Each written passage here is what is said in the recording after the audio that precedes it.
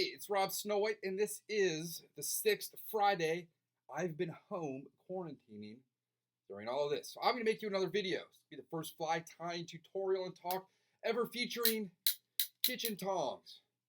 I'll come to that. So in this episode, I want to talk about gar flies. Now, gar flies are kind of misunderstood. Most of them are just a piece of rope that's been frayed and tied to a leader. And that's great and all because it'll catch gar with their micro little teeth in that long rostrum.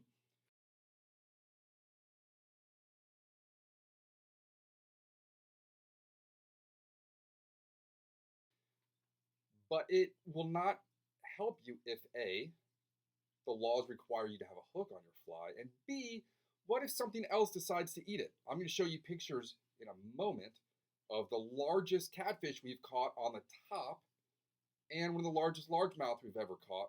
Both were on gar flies. So we're fishing for gar, but we catch other things. You're going to see those right now.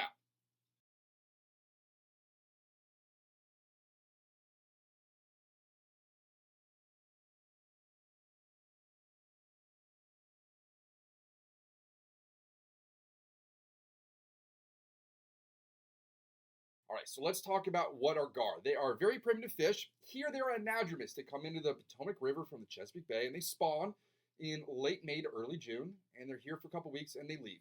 You have two types. You have spawning fish, and we're going to see a video of that now, when they swim next to each other and they don't eat. Video now.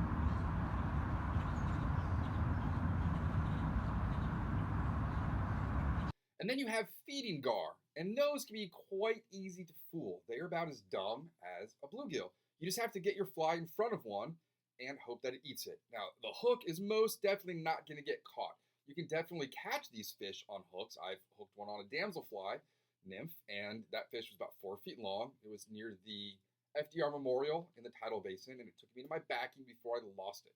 That fish, I want to say, was about that wide around. So you get the two largest places in the DC metro area to find big gar is going to be the intake at the tidal basin, where the water comes in from the Potomac, and then the outflow at Roach's Run. Now, the ones at Roach's Run will be fishing clousers and other shad flies there. When you go to roll cast, that motion of bringing your rod back makes your fly move faster, and that's when they're going to bite. We've never landed one there.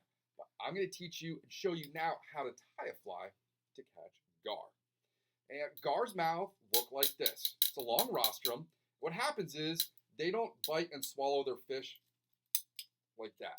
What they do is they bite something sideways, and then they swim along, and they open their mouth, turn it, and then swallow it. So the idea is that when we toss a fly out there, they bite it and turn it, it's going to get caught in their teeth. Now, this is the traditional method way back in the day of catching Atlantic salmon in Scotland, which was using a woolly type fiber that would get caught in their teeth. I'm going to show you 3 different versions today. I'm only going to tie 2. This is the lightweight gar fly I tied. It has dumbbell eyes on it. These are lightweight dumbbell eyes to catch fish more at the surface. Whereas we're going to tie one that is going to be a little bit heavier with heavy dumbbell eyes, and that's made to sink a little bit more. These will all be on my Etsy and eBay shop later today. You can purchase these. And again, these are fine for every other species of fish out there. I have learned that eyes on them does not matter. You don't need to have colorful, detailed eyes. These are not some kind of intelligent predatory fish. They've been around for millions of years. They just want to eat.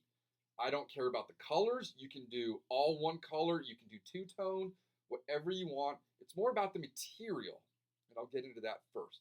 So larger hook, heavy eye, smaller hook, lightweight eye. And notice they're all about the same length. I have not found that it's been ever too long to tie one. I would go longer than shorter. Now the materials, look at this up close. It's a fibrous, kinky material that gets tangled in their teeth.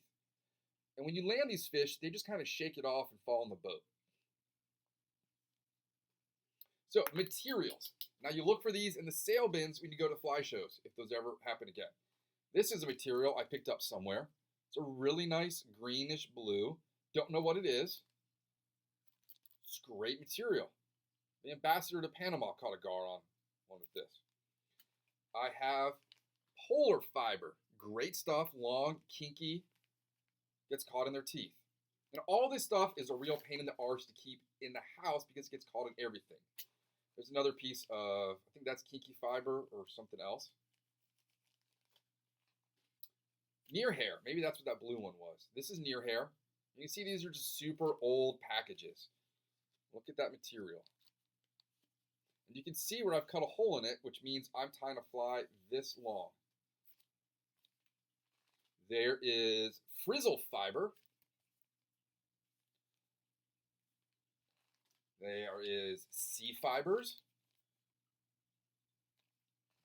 And the piece de resistance, the greatest material ever to be used for a gar fly, is something called widow's web. This is a very old Orvis product, and I hated it because it got caught on absolutely everything inside of my fly tying drawers and bins back in there. This material was sold by Orvis a long time ago. I still have some super old ones.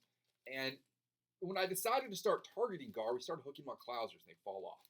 So then I went to a piece of rope and the rope never worked. Then I played around with materials and came up with the widow's web version. Here is a piece of green widow's web. It absolutely gets caught. Look, you can't even run your finger through it. It gets caught. It's like my daughter's hair. I have yellow widow's web. This stuff is just horrendous. It gets caught on absolutely everything. You cannot have these flies in a box without them getting tangled in everything else. And then there's some other random, just miscellaneous. This might be for paraposts. I don't know. So I'm going to tie a nice, long, slinky clouser that's going to get caught. They're going to bite it this way. They're going to turn it to do head first, and that's when it's going to get tangled. It's the first and only fly tying tutorial with these. So we're going to do sinking, and then I'm not going to tie this one because I'm running low. These are Rainey's popperheads. So if you want to catch one on top or possibly anything else, just epoxy on one of these. So let's tie the lightweight version first. I'm going to be using a B10S size 4 Gamakatsu. Not too particular about these hooks. I will use pretty much any just shorter hook. The hooks on these are usually going to be small in proportion to the actual fly because I want it longer. I want 90% fiber and 5 to 10% hook. So it's in my Regal. And I'm just going to take some 210 Denny or chartreuse. They don't care about the color. And I'm going to wrap this down. I'm going to be using size 10 dumbbell eyes, which I hold here in my tie wheel. And I'm just going to tie that on like a normal clouser minnow. You may or may not use flash. Doesn't really matter. I'm just going to use some crystal flash. Just some white pearly crystal flash. This stuff does not get caught in their teeth, so don't put too much of it in. And I'm just going to cut a chunk off and wrap that down.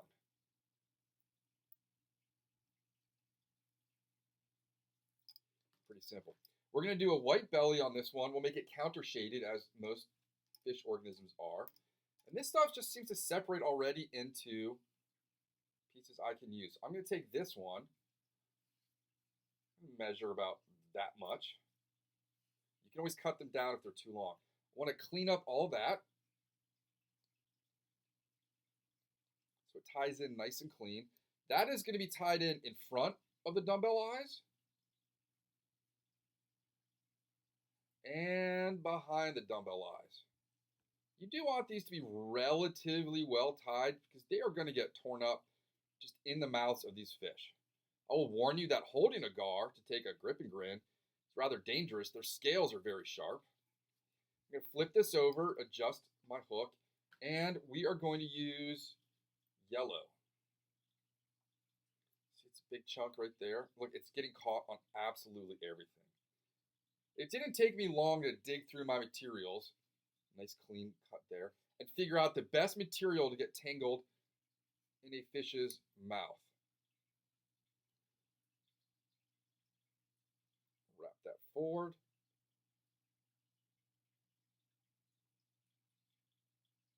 These fibers do make a mess. If you got a lighter on you, I did have one for this, you can just sort of singe some of the extra material. I learned that trick from Art, Orvis, and Arlington. We just recorded an awesome, from what I remember, podcast on dry flies. I'm going to hit this with a couple half hitches.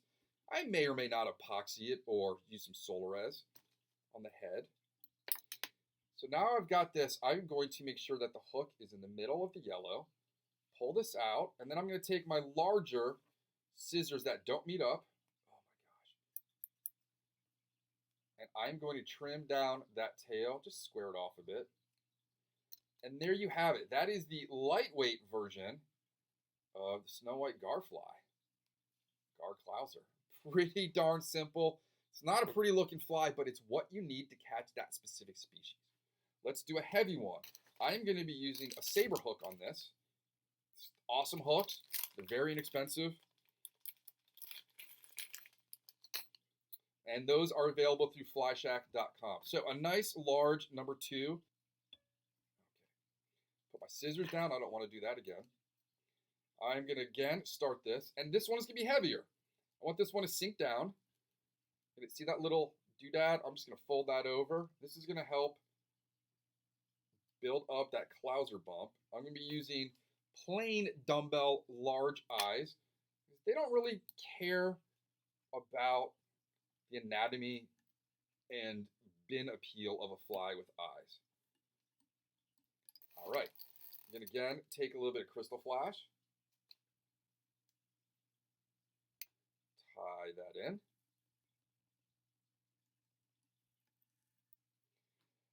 I'm going to take some white again. Just go with a white and yellow motif for these. Divide it up. They're going to be about the same length regardless of the change in hook size. Again, you want to clean that up. Let's take the big scissors with the tips that don't match. See how they don't match? And I'm going to wrap that down neatly in front of the eye. And only the bottom piece will be wrapped along the hook shank behind the eyes there. Flip it over, adjust, and we'll do a little bit of blue on this one. Stuff's a little bit shorter. Nice clean cut. Clean that up. Now I'm going to wrap my thread in front of the clouser dumbbell eyes. Wrap this down. So I'm using chartreuse thread even though there's nothing chartreuse about the fly. It doesn't matter. All right. That is wrapped. Throw in a couple half hitches just for security. And if you want to tune in to next week's podcast, I will be featuring Mark Kurlansky, my favorite author. We are going to discuss all things salmon and his career in writing as a prolific author. Take out our non-matching tip scissors. Find where this all ends. Clean cut. And there you have it. A simple fly for catching a simple fish. If you have them landlocked wherever you are, they'll eat it too. Super cool pattern. Easy to tie, inexpensive. You probably have something you can use. Again, you can just take nylon rope and fray it. Use that. You can use your Afro clown wig from Halloween. You can use doll hair probably. So that's it. The next video is going to be all about my scorpion fly. So stay tuned to that. I'll teach you how to tie that one. Talk about the custom cutter for it and where you can purchase those since the fly shops are closed and you're going to start needing some bass flies soon. So see how long my hair gets in the next video. Well, stay tuned until that. Happy weekend, everybody.